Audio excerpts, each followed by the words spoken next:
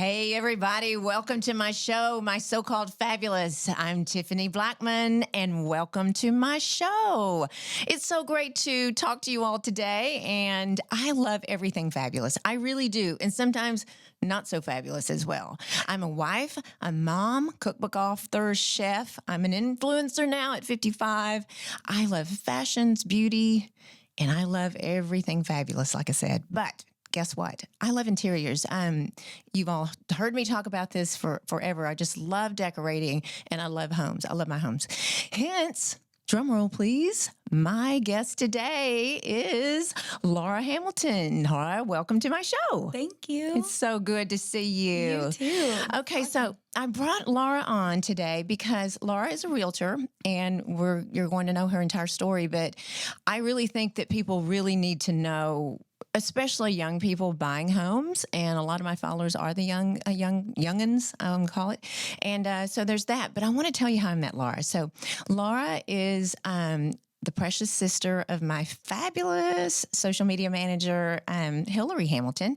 Yeah. And I fell in love with Hillary almost a year now. Oh my gosh, I can't believe it's almost That's a year. crazy. Is that crazy how quickly this flies? So Yes. Hillary is my sweet, sweet, sweet little friend, and we work together on this project, My So-Called Fabulous. And so I met you last year when you're in 360 Magazine. We both have been featured, and last year's September issue, your home was featured. So I want to talk to you about that. We have so much to talk about. So, okay. So Laura, you went to Heights. You're from Fort Worth, correct? Yes. Heights High School, and went there all 4 years and loved it. Yes. Yes. I really did. It's changed a lot. I bet but it has. It was a good school. I bet it has. Fun. So Heights and then you went on to TCU. So I did. here's the thing. So being from Fort Worth, did you have a desire to leave Fort Worth and go away? Yes. Okay. Actually, I thought I would go to Texas. And that Really? was the plan all along. And actually, middle school, I went to All Saints. And half the reason I got my parents to let me go to Heights because there was like that top 10% rule. Yes. Do you know what I'm talking about? Yes, I do. So top 10% at All Saints it was like 5 people. You know? Right. So going to the public high school, top 10%, you're kind of automatically in. Mm-hmm. Not that I wouldn't have got in if I stayed at All Saints, but that was part of persuading my parents to let me go. It worked. Plus my brother had gone, and I just thought going to the public high school was awesome. So yeah, I really thought I was going to UT, and in fact, TCU was such a late decision. Really? I didn't even get Colby dorms. You're kidding. The Colby No. Cuties. Nope, I was not a Colby cutie. You're kidding. Oh my. No. Okay, Colby Cutie is the freshman dorm at TCU, and it's cool to be a Colby Cutie, just to say the least. So yeah. So it was a pretty last minute decision and a great decision. But yeah. What did you? So what was the catalyst? So going Austin to UT, and your brother went to Heights. He didn't go to UT, right? No. Right. No, he went to Heights and then he went out of state That's for right. college. Okay, Yeah. that's okay. So what was what happened? Maybe I just freaked out. I don't know. Yeah, Last minute, it was just TCU and I had some friends going there and I just decided to stay. To stay home, stay at home, and Texas is so big. I mean, know. so large. I remember in high school. Now, I went to rural America. We've talked about this. I went to Wortham High School. Go bullfrogs, bulldogs, bullfrogs. Good grief! I'm thinking TCU. So I went, but I remember touring all the different schools, and I was just lost. I remember Dolby was the dorm, and I went. I was just like, this is so massive, just so massive, and my parents encouraged me to go to Baylor, but I had to live with my grandmother if I went to Baylor. So I said, no, we're not going to do that. Yeah. We're not going to do that. And half us went, some of my family went to Baylor, but TCU was the one. It was just such a perfect size too. I mean, It was. But since TCU was such a last minute thing, I never did the tours. I mean, you know enough. You Yeah. grow up Oh, going to the grew up. football games Mhm. and stuff. But I did do the UT stuff and Hardin House, all that stuff. I've been on that list for years. Is that And then crazy? just That's last minute, crazy. Yeah. So not you're a going. frog. And Yeah. so you're a frog and you're Tri-Delt. You Yes. pledged Tri-Delta. I did. You did. And did you enjoy that? That was did you see yourself a sorority girl? I knew, yes. And especially at TCU, I felt like you need that and to get involved in everything and to meet people. So, Right. and my roommate, who was my roommate all 4 years, was a TC girl. She went to Country Day and her mom was a Tridel. And so it was kind of, if you're going to be my roommate, you better be a Tridel too. Exactly. Exactly. But it worked out perfect. And Right. That's so great. And I was an ACIO at TCU, and I was an ACIO when they started. I transferred in, so it was a transfer, and they started. It was a very slow time, and we're going to talk about philanthropy wrapping up the show today. But you know, it wasn't. It certainly wasn't what it was today. So it's very, very different. Sorority life is very different when it was when I was in high school, when I was in college. So you know, it seemed to be having a good time. And we did. We did have a good time. But it wasn't as philanthropic based as it is now. And I'm so proud of everyone, every organization. And they're all great at TCU. So anyway, okay, your major. Did you know what you wanted to study right away? I mean, do you? Well, so right away I started in business, and that was probably a heavy influence by my dad.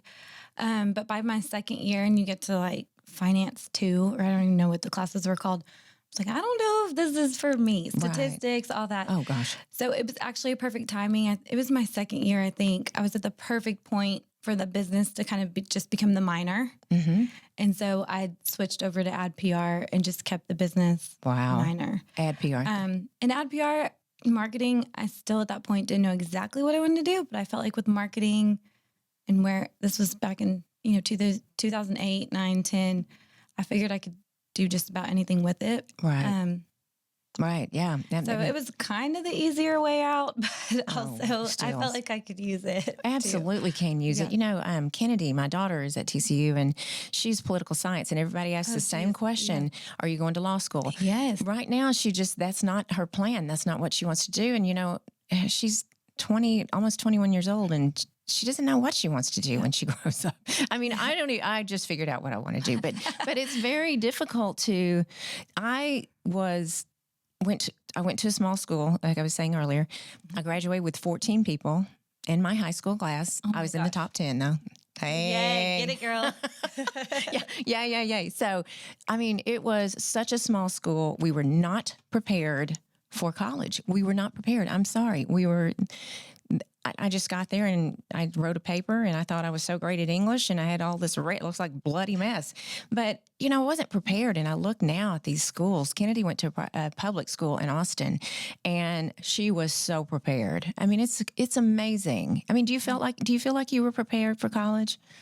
I think so. Yeah. I mean, it was still hard, but I think even going to the public high school, I think that prepared me 14 people. Can you imagine? I mean, I know TCU was probably smaller back then. Oh, yeah. Not probably. Yeah, it was 5,000. But still, that was still probably...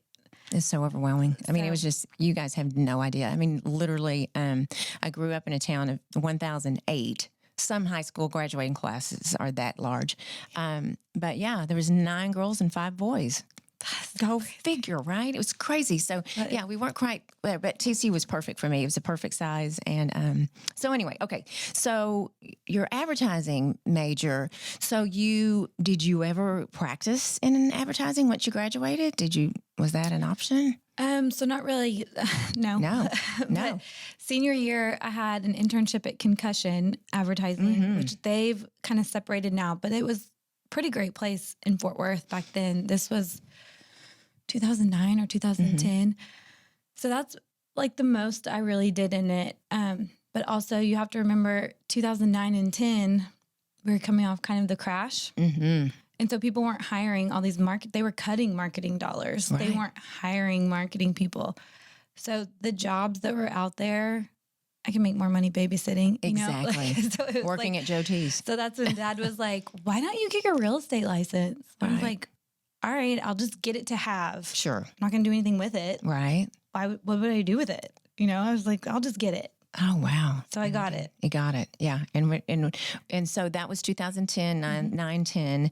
So you started selling real estate, I guess. So you went to school and then went ahead and got your license. Yeah. So I went to real estate school, and back then it took like 3 or 4 months. It was not a log on to the internet and get it in 10 hours. I feel like Right. now you can get a real estate license in 2 days. That's true, right? So it was like work in a way. You know, I went and got my real estate license, and I thought I would maybe dabble. I don't know what I thought I'd do with it, to be honest. But once you take the test, you have to hang your license somewhere for it to be active. So I had met this lady named Betsy Center, and she ran the Coldwell Banker office on Hewlin. And she was the best mentor ever. I still use some of the things that she taught me. But she would call you if you weren't at everyone gets real estate. They talk about flexible hours. No one's going to call you and say, hey, why aren't you at work today? Right. But this lady did. You missed a wow. sales meeting, and the next day you see her in the office. She's like, we missed you yesterday. And I was like, well, wait, I work for myself. I That's don't right. be there yesterday. Right. Well, yes, you did. So anyways, she really made me treat it as a full-time job. And I'm not kidding. If it wasn't for her, I don't know if I'd still be in real estate, because you've got to hit the pavement running. Or hit the ground running, whatever it Right, is. exactly. And you've got to work your butt off, especially in 2010. Not only did I have my age, no one wants to hire the 21 or what Right. was I, 23. But also just the market wasn't flourishing either. So you had to work even harder.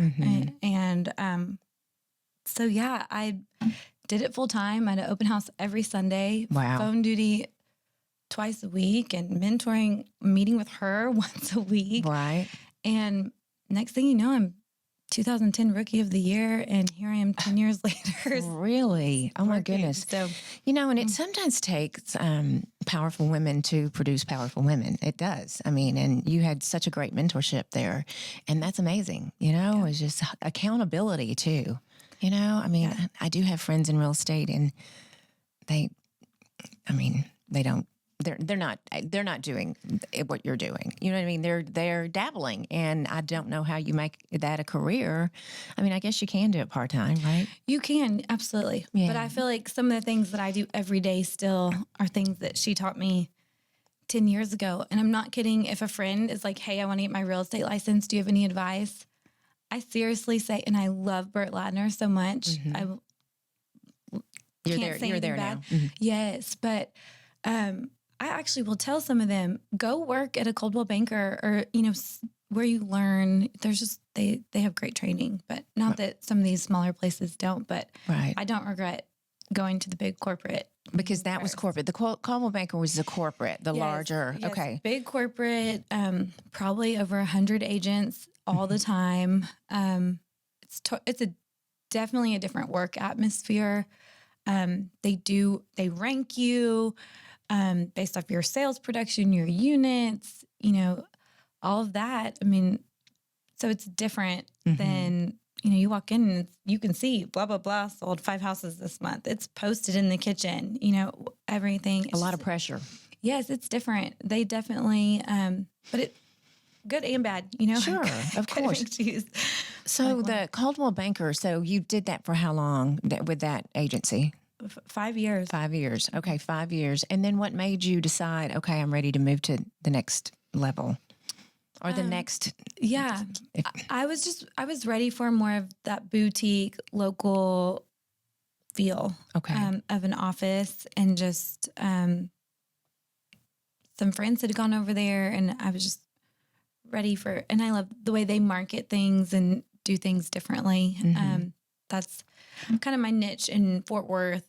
I felt like that business model appealed more to my clients. Right. Yeah.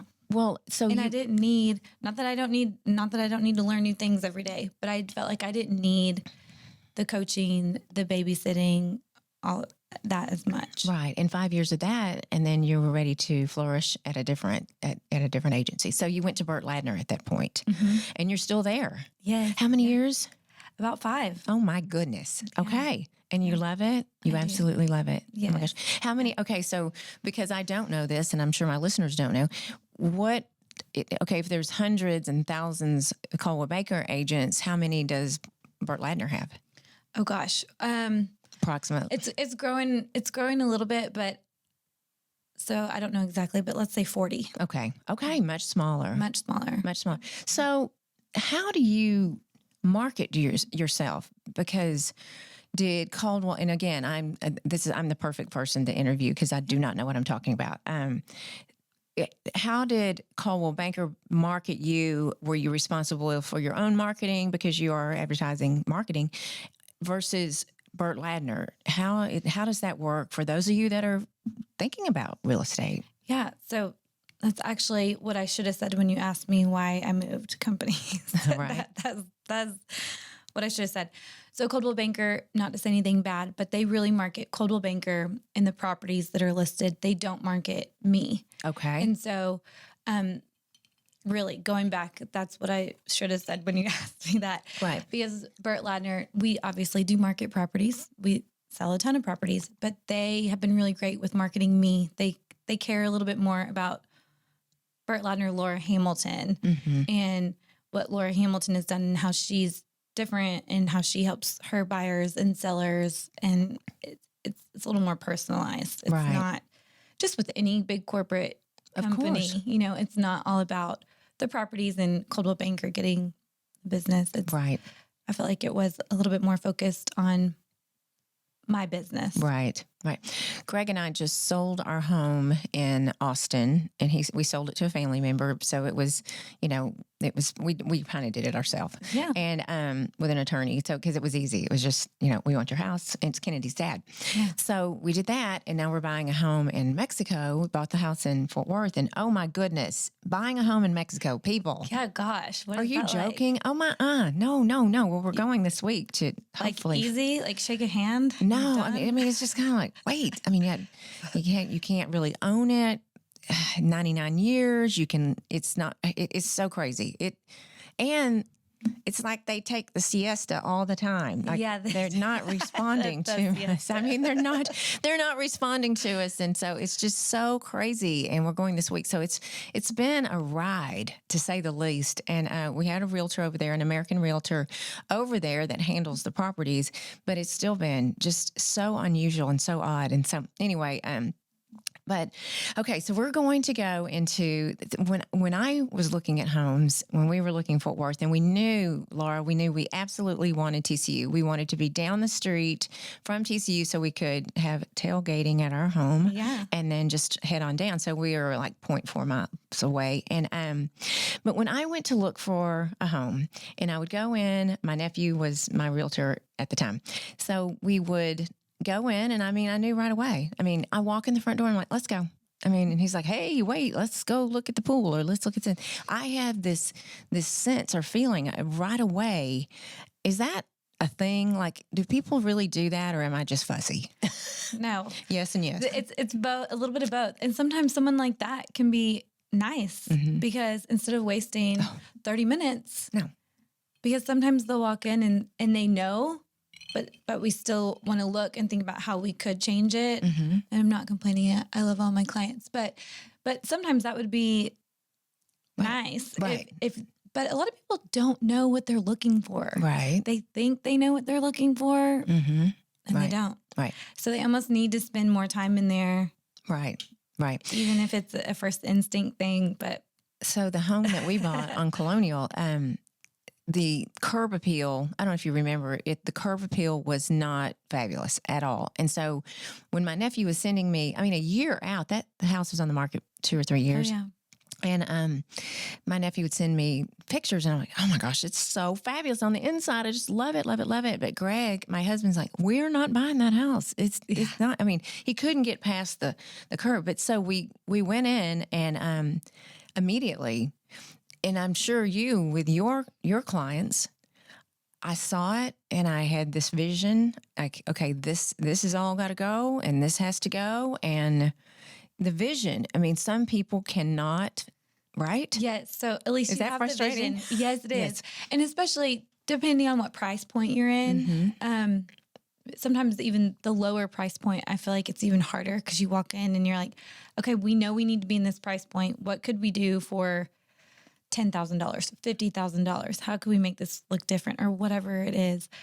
But yeah, the vision's really hard. And sometimes I do feel like I am good at that. I try to paint the picture. But some people just can't get past it. And there's only so much you can do. But I definitely try. Oh yeah, and we'll talk about this. Your great vision, of course.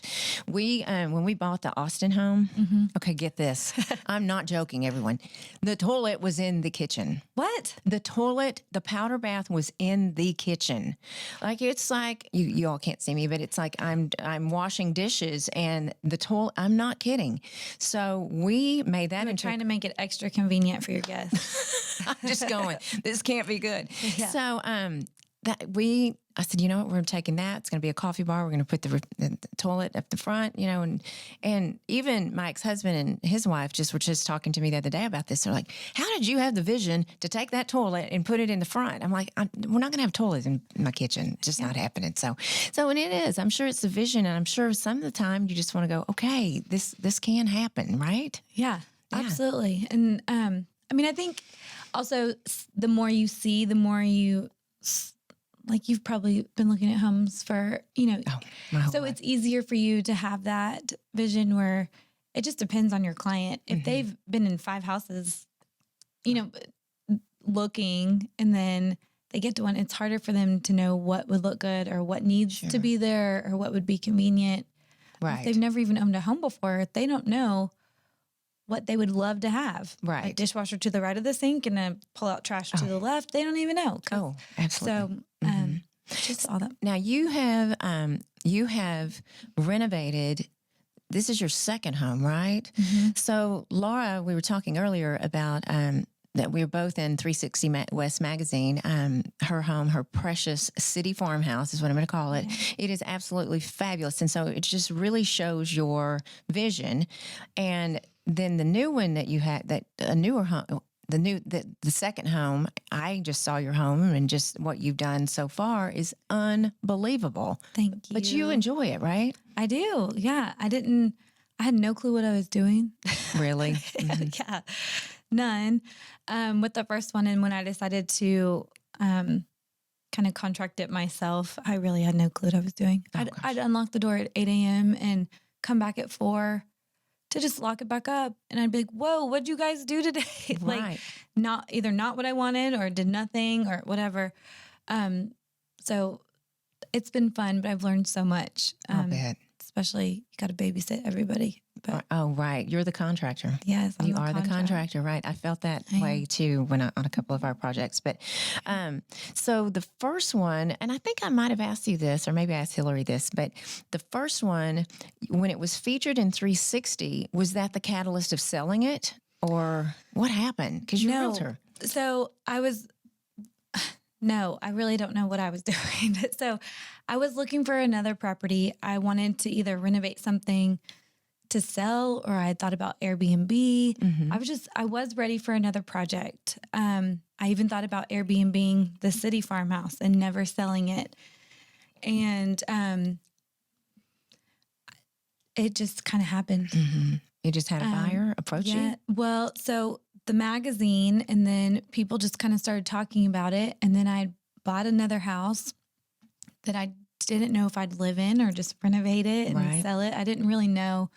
And I was actually going to Airbnb this one. And then a couple of people were like, why you should sell it? That, like, everyone loves that house. I was like, no, I'll never get what I want. And I'm emotionally tied to this house. And anyway, so I just kind of put it out there with a few realtors in Fort Worth and just kind of talked about it. And then the first girl that looked at it was like, this is it. I want it. So I was like, but it all just kind of happened and worked out. And so it is precious. I don't regret it. It's cute. And everyone's like, gosh, that house was so cute. Why would you ever sell it? I'm like, well, the next house is going to be really cute. It's not one and done, people. Yeah. I'm like, it's okay. The next one's going to be just as cute. You know, we talked about the trend Renovation Nation, and my brother is a builder. We've had the construction company in my family for years and years, my grandfather, and he's running that, and he comes across a lot of things, the flipping now, and I know that flipping is so hot right now. It's just such a trend because of the Renovation Nation on HGTV, and But that's not what you're doing. I want to clarify that. And because there's a market for that. There's people, a girlfriend of mine's about to start doing the same thing. But flipping versus renovating, you are living in these homes. You're not flipping to make the money, right? Right. Well, I'm renovating to make money. Yeah. Well, this is true. No, but I'm not doing like a quick flip. Right. Where I think that is on the trend, like a trend in Fort Worth, well, probably everywhere because of HGTV. Yes. Everyone wants to find a house to renovate, slap a bunch of stuff on it, lipstick it up, whatever it's called, and stick a for sale sign in the yard a few months later. No, I do want to buy homes that need to be renovated, but I'm not looking to like turn them quickly. Right. The house I'm renovating now is a 2-2. 1,800 square feet with a guest house. I'm not going to live there forever. Right. But I bet I stay, I'm not done. One, I got to do the guest house, but I'm taking my time and I'm renovating it as if I was going to stay there. I'm not buying what's on sale at Lowe's just to say it has quartz countertops and a new backsplash. Sure. Like I'm not just doing it to say that it's been renovated. I'm doing it what I would want if I was going to stay a while. I'm not doing anything crazy like what I would put in a $500,000 house, but I'm doing what I would like. Exactly. And what works for my lifestyle. And I think for the most part, whoever buys it would appreciate that. And like, anyways. Exactly. And it's a labor of love too. Yes, exactly. And that's why it was kind of hard to sell the first one. That house obviously was my first home. It was emotionally hard to sell it. It was. And it also, that's the house that grew my love for renovating. It grew. I mean, I'd been a realtor for years, but I think that house kind of sparked a whole new part of real estate for me. A new passion for you. Yeah. Just the whole, I'm not a designer by any means or anything like that, but just looking at spaces differently when I started to do my own, it kind of created a new love for that or budded a new love. And what a gift, because you have the gift of, you see so many homes that are for sale and new builds and, you see that. And I'm sure you take that visual and go, okay, there's that there. You see all these things. And that is such a gift. I mean, especially when you're doing this, it's just such a cool thing. And I love that. I love your style. I love everything about it. I just love it. So the first house that you did was in the River District. Is that right? So tell us about these. I want to talk about, I do want to talk about how to buy a house, but tell us about the River District. It's an up and coming area. Are you still in that area? Yes. So the new house is in the River District too. They kind of started like, I feel like River District really like started being brought up probably in 2015, right after I bought that first house. It is like Off-White Settlement. Yes. So north of Monticello and all that, but south of Crestwood, where White Settlement runs in between that. Okay. And so you would go west, kind of towards Westover Hills. But anyways, there has been just a lot of old homes, unloved, and kind of some industrial looking buildings down White Settlement. Anyways, developers went in, and one of them was my friend from TCU. And he is actually, so this is crazy. I've lived in Fort Worth my whole life, and I had never been down Burton Hill. Like, I had one friend that lived at the top of Burton Hill, but I had never been down into River Oaks. Right. There's a little place called Burgers Lake. Which I think I went there in high school like one time, and that's the only reason I went over there. So it's kind of forgotten, but it is less than 5 miles from TCU. Wow. 3 miles from Central Market, less than 3 miles from 30. So when people talk about it, I'm like, I get it. I had never been down there either, but now that I'm there, I'm in Fort Worth. It's like so close to everything. Yeah, I wanted a fixer-upper, and that's kind of why I started looking in that area, because there was the beginning talks of this whole River District thing. And now, 5 years later, you drive through it. Now it's where Heim Barbecue's over there, Jamel, Tim Love's new place. Right. A couple apartment complexes. Right. And, but a lot of new stuff to come. Lots of new construction. It's so great. That's so great. So it's changing. Yeah, and the schools for that River District area, is it Heights? Is it? So actually north of White Settlement is Castleberry ISD, and then south is Fort Worth ISD, which does go to Heights, and Burton Hill Elementary, which is actually, I'll have to check my statistics, but I'm pretty sure it's like 1 star behind Tanglewood Elementary. Whoa. It's Burton Hill's a really good elementary school. So yeah. Oh my goodness, that's great. So, okay, so I got sidetracked, but when I was buying a home, I very quickly go in and out. I would be your dream. I'd be going out. Let's go. Let's go. Let's go. You can see 50 of these today. Yeah. But then when I start buying a home, when I get really focused, I bet you the Colonial House, I went in that thing 25 times. I mean, over and over, drove them crazy. But yeah, I just wanted to make sure I was not missing something. So anyway, so walk us through buying a home. I mean, because when do you start buying a home? Do you wait till you're my age, 55, or do you start buying? Tell us about clientele. Walk us through buying a home. Like, who should buy a home? Anybody and everybody. Yeah. Start young. You don't have to have a ton of savings. Just start somewhere and think of it as a stair step in a way. I have clients of all ages. I have first-time home buyers. I have people that have bought and sold a dozen homes. But the true first step is getting pre-approved. Are you going to finance it? Are you going to pay cash? How are you going to pay for a house? That's the true first step, just because you need to know what you're up against, what you can afford. I tell my clients to get pre-approved backwards if they are going to finance the home. So if you know you don't want your mortgage to be $1 over $2,500, or if you know you don't want your mortgage to be $1 over $5,000, right, whatever it is, don't just go get pre-approved for your max, whatever, because you may be able to afford a lot, but what are you going to be comfortable with each month? So tell the lender, hey, what price point do I need to be in, or what do I need to put down if I don't want my mortgage to go $1 over $2,500. Right. So that's the first step. And then once you have that, you can start your house shopping. You got to find a realtor first, and then start house shopping. And the other reason the pre-approval is important too is if you just start shopping first, if you are looking at homes that are way more than you want to afford, you just end up breaking your own heart in a way, because you're going to fall in love with that one. Yeah. And then you find out you should really buy $100,000 less.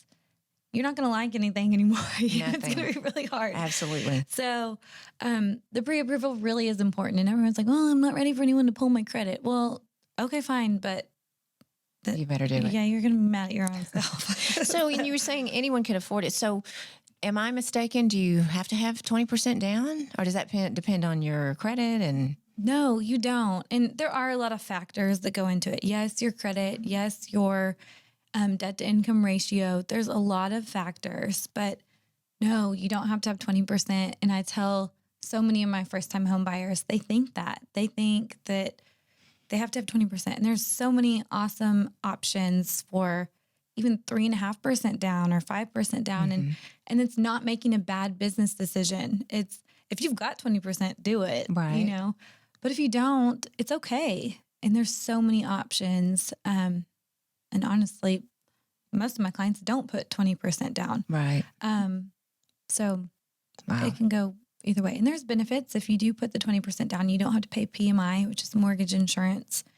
So there are good things. There's perks, there's perks. Sure. But you don't have to. You don't have to, rent for another 3 years while you save your down payment. And I've talked to a lot of postgraduates lately, and the student loan debt is astronomical. Yes. And I'm quite certain you're dealing with that with some of your younger clients. And even, I have Especially a friend. If they go to like law school or something after. It's crazy. Oh, my stars. And so the student loan debt is incredible. And I have a friend, she's like, I can't buy a home.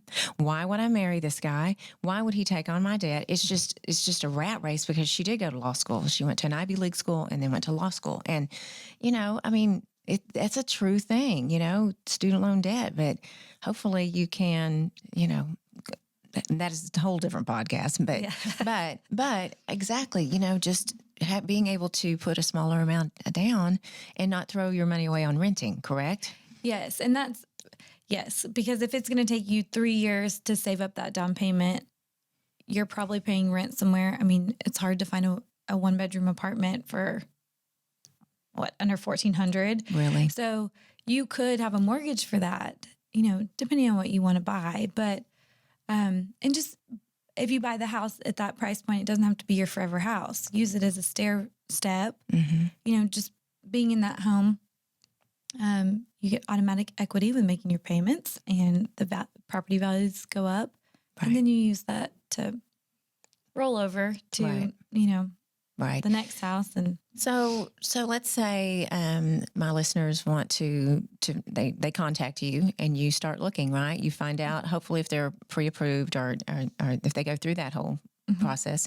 So then you start looking at homes, and then what? So then we would pull comps. Let's say they love a house. We would pull the comps on the neighborhood, just make sure that it's a good business decision, that it's priced right, that they're not getting into something that they would regret later if they want to sell it 2 years later, that, stuff like that. And then we'd prepare an offer and present it to the seller and hopefully move forward. Yes. And then the lending process is a whole nother list of events on the lending process, but turning in lots of paperwork and all that. But really the house hunting is the hardest part. And then once you get under contract, you have to do an inspection and stuff like that. But that's my job to walk them through each step. It's finding the house that I think can be the most stressful part. Right. There's a flip of the coin, because when you're the seller, you're like, oh my gosh, I want to sell it. And you're just so nervous about it. And is anyone going to buy it? Am I going to get a contract? Blah, blah, blah. But when you're buying, it's always that too. I mean, it's like, oh my gosh, are they going to accept it? Oh my goodness. I mean, it's just a rat race of back and forth emotions. Especially in Fort Worth. I mean, there's a lot of multiple offer situations. So, a house goes on the market on Thursday and they've got 3 offers by Sunday, and those can be heartbreaking. That is the worst part about my job, is if for some reason we don't get the house. And there's a lot of things you can do to make your offer look better besides price. But what can you do? I've had to make that phone call. Like, we didn't get it, and I hate it. I know it. No, it's no fun. There's an option period where you get an inspection. That amount of days can be shortened. You can put more money down. It's a quicker close date. Depending on who the lender is, some of them can close them quickly, or if you're cash, and you can close it in 14 days. So there's other things besides price, but prices. My neighbor in Austin last couple of years, she put her house on the market, and there was a bidding war, and good for her. Yeah. I mean, and so this other couple offered $200,000-$300,000 more, and they had never seen the house. Never seen it. They're from Florida, and they bought that house sight unseen, and they got more than. I mean, it was a bidding. It was crazy. It was absolutely crazy. That's not reality, is it? Yeah. Not at all. Not at all. Right. Yeah. Yeah. So that's not exactly reality. So, okay. So you go through the option period, the inspections. Now the inspections is basically what you have to get things fixed, like the dishwasher. And well, the seller doesn't have to fix anything. Technically it's sold as is in Texas, but the buyer gets the opportunity to look into what they're buying, see what they're getting themselves into. And during that time, yes, they can negotiate repairs. Seller can say no. A lot of times seller wants to sell their house too. So depending on what it is, something can be negotiated. And that's how you find out if there's anything major going on with the house, just so you can be prepared. If the seller doesn't fix it, you can decide, okay, if I buy this house, I may need to budget to replace 2 HVAC units in the next 3 years, or, whatever it is. So inspections are important. The house that we're in now in Fort Worth, oh my goodness, it is an appliance nightmare. Every single, now we remodeled and added new appliances and everything, but every single appliance has gone out now. Oh my gosh. And I have 2 stoves, 2 ovens, two two, mind you, that have to be replaced because, gosh. and I'm a chef for life. Yeah, I was gonna say, and our chef needs those. It's kind of, sort of. So I really can't do any contract work that requires baking because it'll stop right in the middle of baking. So that's so great. So yeah, I mean, but it was missed. But like you're saying, they don't have to fix it, right? I mean, I did not realize that. So they don't have to fix anything unless there are such thing as lender required repairs or an appraiser required repair. But just little stuff like that, no, they don't have to. Right. So, going back to the flipping we were talking about. So I have some friends that recently bought a home. And what is the deal with, okay, if you're flipping, what we were talking before the show, you're basically paying cash for it. So when you're flipping a home. But my point is, when you buy a home and you need to get out before a year and you have a home loan, it's not a good idea, right? Because is it capital gains? Well, yeah. So if you're flipping and you paid a loan and you finance the home, if you don't want to pay capital gains, it has to be your primary residence for 2 of the last 5 years. Okay. So that's probably what we're talking about. Mm-hmm. So yeah, these guys that are flipping quick, it's a totally different ballgame. Mm-hmm. Right. And if you financed a home to sell it in a year, whether you renovate it or not, let's just say you wake up and decide you don't want it anymore, it's just really hard to make a lot of money in a year when you financed it. Right. Just your equity just doesn't grow any. Right, exactly. So keep it 2 years so for sure. unless you bought really, really well or really, really low, it does just, it's kind of hard. I can only imagine. So what is the average amount of time from you put an offer in that it's closed? Is that just vary depending on so many variables, right? Well, so if it's financed, if you get a loan, it's usually about 30 days. Your local lenders, there's some of them that can close them like in 21 days. Mm-hmm. Wow. But yeah, I know, crazy, huh? But yeah, somewhere between, 25 and 30 days if it's financed. If it's cash, it can close a little bit quicker, say 10 to 14, depending on how quick you can get the title work together. Mm-hmm. But usually about 30 days. About 30 days. Depending on the situation, people usually, I find that a seller doesn't want to move that much quicker anyways, because they got to there's a lot of stuff that goes into it. Right. But everyone's situation is different, but typically most of them are about 30 days. So when you have people that come to you and say, okay, Laura, I'm sure you have a lot of repeat clients, but we're ready to sell our home. Do you have to have a hard conversation of declutter? Yes. Ugh, right? How do you handle that? Do you have the personality to that? I'm too nice. I'm too passive. Well, I'm a little bit of both. I am nice, which can hurt you. Yes. Yes. But also a lot of them actually understand. And I always blame it on the photos. So I'm like, my photographer is going to come through here and we need all the countertops cleared. We want this place to look as big as possible. And we want every buyer that walks through here to be able to picture their own things. They can't picture their own things if you have all your junk, on all the walls. Right. So family photos. Yes. So that helps a lot. Just getting like, hey, the photographer is coming. Let's get it picture ready. And then usually it stays ready.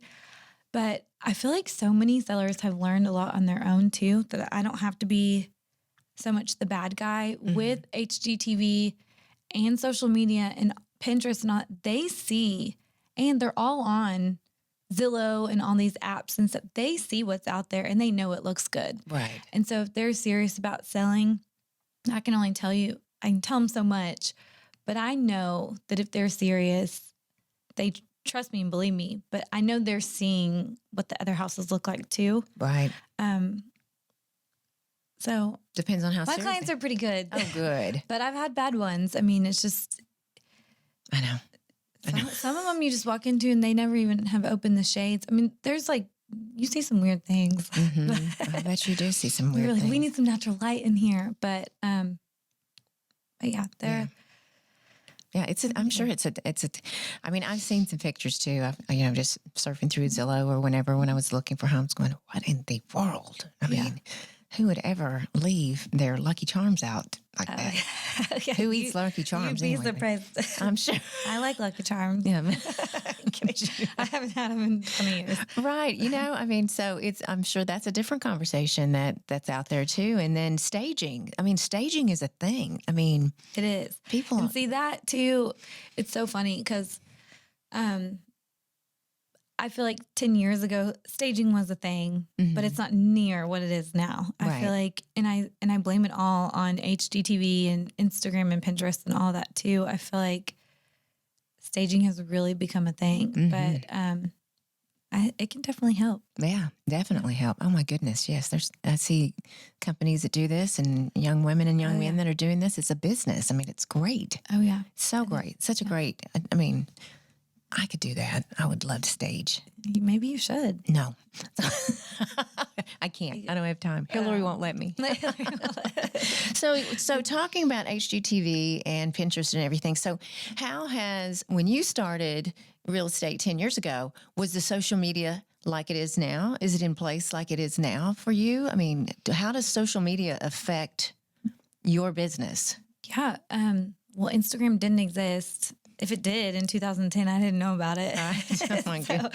I don't think it did. I actually don't know what year Instagram started. Do you? I have no idea. don't. Okay. I know when I started. Yeah, but I think don't like know. last 5 years, I I don't would know. say. Okay. Hillary, we need you. We need you. I wonder what that is. Anyways, but yeah, so back then, old school marketing, and I still do some of the old school marketing, postcards, and I love mailers. Do you really? I still do mailers.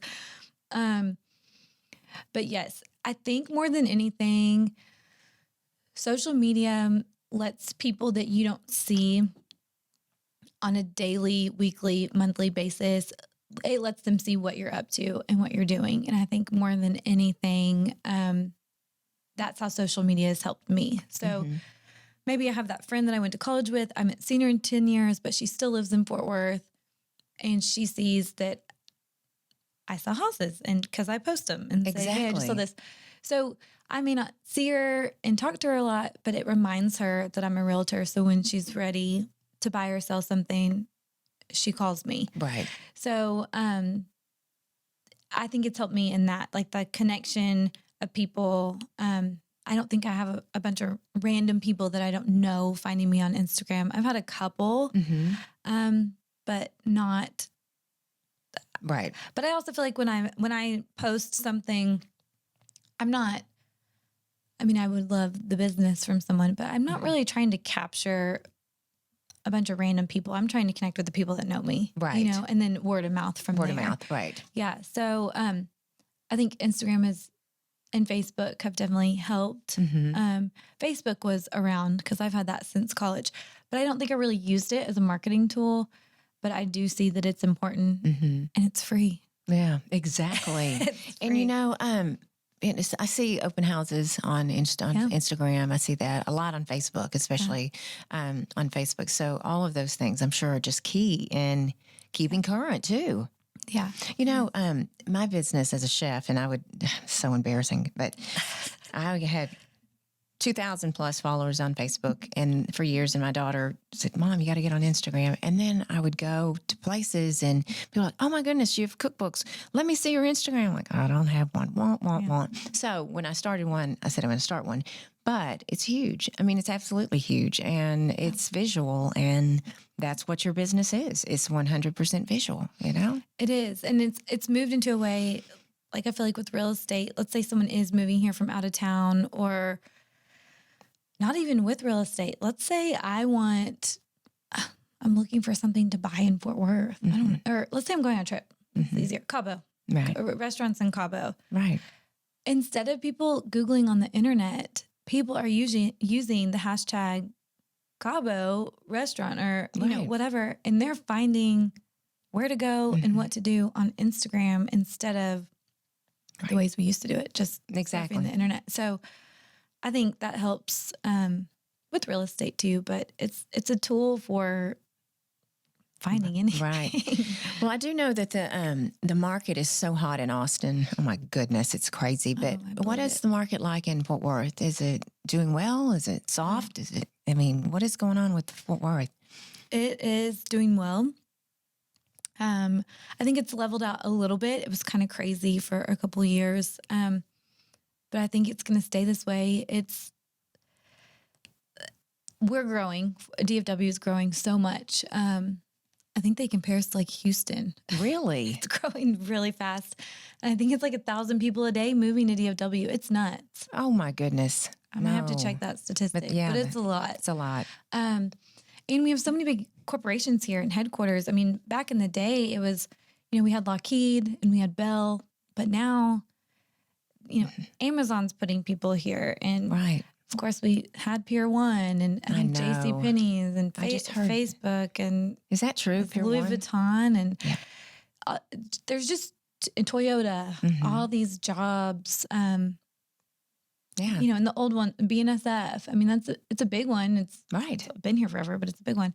So there's just so many job opportunities here. I feel like our housing industry is, I can't predict the market, but I almost feel like it's inevitable. There's too many people moving here for work and they all need homes. That's right. Absolutely. And I think we can't grow inside the loop, that 820 loop. Everything's built out. Is it?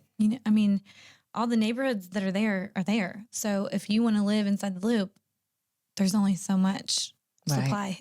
Isn't that crazy? So that creates, supply demand. So unless you want to move outside the loop, they're building a lot, but Aledo, that's hot, right? Yeah. And you can get a lot for your money out there. Is that true? Or more land? Or yes, a little bit of both. People think Aledo and they think land, but it's actually not.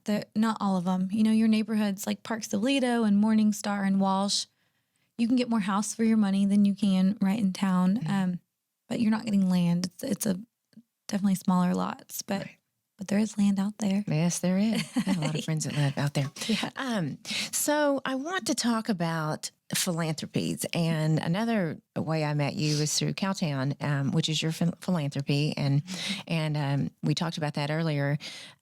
When I was at TCU, the sororities and the campus life was not as philanthropic based. It wasn't at all, basically. I mean, it really was small compared to what it is now.